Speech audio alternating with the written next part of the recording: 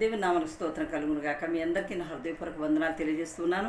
ఈ దినమున ప్రత్యేకించి హెబ్రీయులకు రాసిన పత్రిక 10వ అధ్యాయము 31వ వచనము 35, 36 వచనాల్లో గల దీవెన వాక్యాన్ని చదివి వినిపిస్తాను. 2 మాటలు చెబుతాను. ప్రభువు తన ప్రజలకు తీర్పు తీర్చును అనియు చెప్పిన వానిని ఎరుగుదుము గదా. జీవము గల దేవుని చేతిలో పడుట భయంకరము. జీవము గల దేవుని చేతిలో పడుట భయంకరము. మన క్రియలను బట్టి, మన ఆలోచనలో, మనం చేస్తున్న సొంత నిర్ణయాల వల్ల మనం అనేకమైనటువంటి బాధల్లో పడుతూ ఉన్నాం. ఎన్నో చిక్కుల సమస్యలు తెచ్చుకుంటున్నాం. కాబట్టి జీవము గల దేవుని చేతిలో పడకుండా చూసుకోవాలి. మనం ఆయన చిత్త ప్రకారమే మనం నడవాలి. 35వ వచనం చూసినట్లయితే, ఇదివరకటి కాలంలో మీరు ఎన్నో శ్రమలు అనుభవించారు, వాటన్నింటి ఒకసారి జ్ఞాపకం చేసుకోండి.